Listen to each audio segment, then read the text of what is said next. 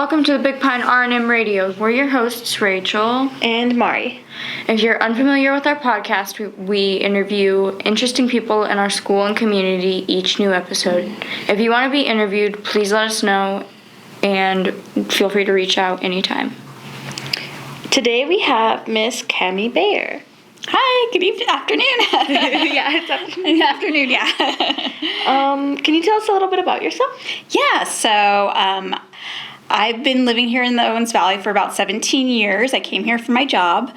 I'm on the school board. I'm actually currently the president, and I enjoy reading, jogging, and gardening. And if you're Big Pine local, you probably know me because I'm always running around town. I'm the short girl. Nice. All right, let's just jump straight back into it. Where'd you grow up and where'd you go to school? Yeah, so I grew up in Escondido, California, which is north of San Diego, and I went to school there at a high school called San Pasqual. My dad was a high school math teacher there, and all four of my siblings went to school there. Nice. What ended up bringing you to Big Pine? I think you spoke a little bit about that earlier. But. Yeah. So it was 2008. It was the Great Recession. Mm-hmm. Not a lot of jobs to go around. I just graduated from college, and I got a job interview to come interview for Caltrans, and Bishop gave me a job offer, and I had never heard of Bishop before. I didn't know anybody who lived here, so I decided to take a chance and move here, and now I've lived here 17 years and raised a family here. Oh, cool. Nice. What's your job at Caltrans? So I am a senior design transportation engineer. Mm-hmm. So what I do is I have a group of engineers that work underneath me, and they do a variety of things like write reports, create plans, help with construction, and work with headquarters. Nice. What all goes into your job? Like, what all do you do? At Caltrans, there's different phases of projects, and so typically what you'll see out on the roads is the final phase construction, but we'll have a planning phase where we look at what projects are needed and how we're going to get money for them. We'll have an environmental phase where we'll see what the impacts of the project would be, and then we have the plans, specification, estimate phase, where design that I oversee works really hard. They create the plans and all the instructions on how the project will be built. Oh. Are there a lot of people that work with you? Yeah, actually, our Caltrans district is pretty big here in Bishop. It's the smallest in the state, but we have a variety of people that work at Caltrans. There's engineers, there's biologists, planners, public information officers, kind of just whatever you can think of. We've got that at Caltrans. Yeah, that's pretty cool. There was a lot of road work that went on here in our community during the summer. How did you help with that? So the project that was here in Big Pine was called the Fish Springs Pavement Project, and Road and Highway Builders have been working really hard on it. They're the contractor that we gave the job to. Mm-hmm. And so I helped out, like I said, in the environmental phase. Environmental will go out and they'll do studies and they'll see, if there's animals or plants or even the community that will be impacted. And then at the same time, environmental looks and sees how much it'll cost, what kind of impacts we'll have on our end, how is it going to get constructed, what are some of the issues at hand. Mm-hmm. And so I helped write that report. Oh, pretty cool. Nice. Yeah, it was fun. Well, besides Caltrans, you said something about working on the board. What motivated you to work on our school board?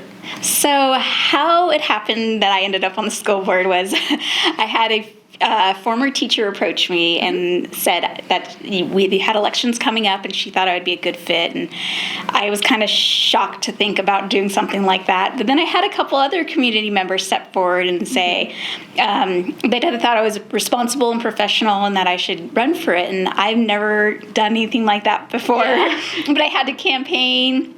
And I had to go out and talk to the community. And that was one of the reasons why I wanted to be on the school board and run for it, is because I wanted to be a part of the community. I enjoy interacting with the teachers and the staff. I wanted to represent the parents and the students in the community. So I realized that that's my chance to help out the community. Yeah, cool. Nice. That's super, super cool.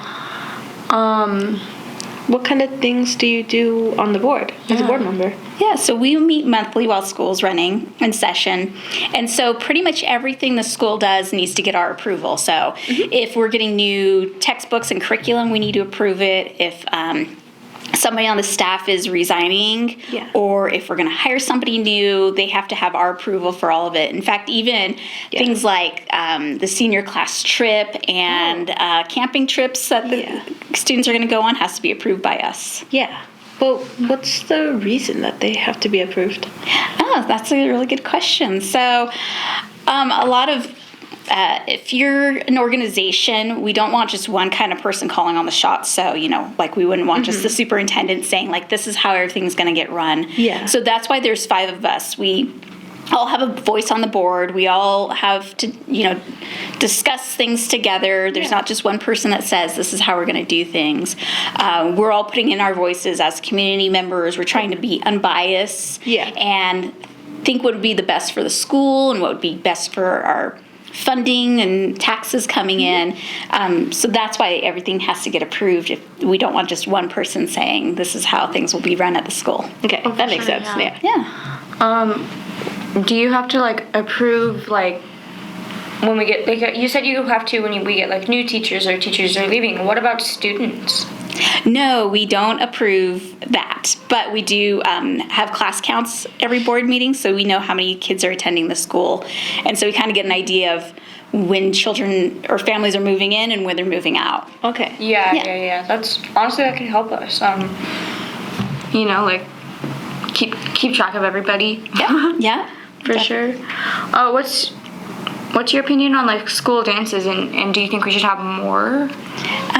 I think school dances, so I myself really like to dance, and I grew up going to a lot of dances, and I think it's a good way to just have something extracurricular outside of school that is safe and welcomes everybody. So I think dances are a great option for the school.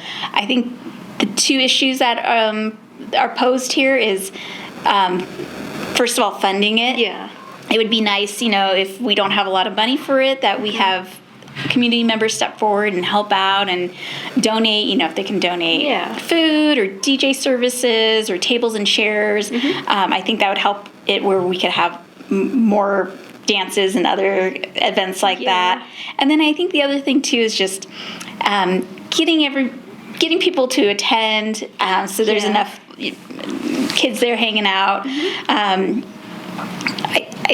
I feel like sometimes we have events and kids would rather stay home and be in their comfort zone. So it'd be good to outreach and get other kids interested in coming. For sure. Yeah, especially because I've seen how it's mostly the younger kids that really like these dances. The middle school is hosting one for Halloween right now. Yeah, that's right. And I'm pretty sure most of them or all of them are gonna go because it's it's fun, Yeah.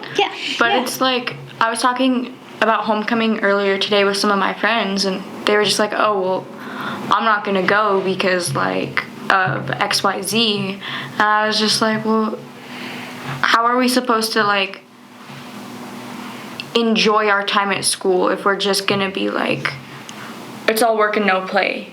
You know, we do, granted, we do have those minutes of play, but at the same time, dances are super important to all of that, for sure. Socialize and everything. I think it's pretty fun. Yeah, and just encourage your other classmates to feel that way too. Yeah. For sure. Do you have any advice for students here at Big Pine? I definitely do. My advice would be to say yes to as many opportunities as you can. Obviously, life goes fast, and I was really shy growing up, and there's a lot of things right now in my life that I never expected my younger self to do. Yeah. Be a supervisor or be on the school board. But the more I said yes, the more growth I had. Yeah. And just to be able to travel and see things and have experiences, it makes you just a more well-rounded person. So just like we were saying with the dances, if you don't say yes and go and try it, you're never going to know. So the more you can say yes and not be intimidated or afraid to try something new will definitely get you far in life. Yeah. Okay, thank you. Is there anything else you'd like to say for us? Yeah, I just want to say thank you, Mari and Rachel, for inviting me on this podcast. It really means a lot that you guys reached out to me and wanted to talk to me. And I enjoy being a part of this school and participating in these kind of activities that you guys throw together. So keep it up. I think it's a great activity that you guys have put together. Thank you. Thank you so much. Well, thank you guys for listening today. We're Mari and Rachel and Mari, and we will see you next time. Bye.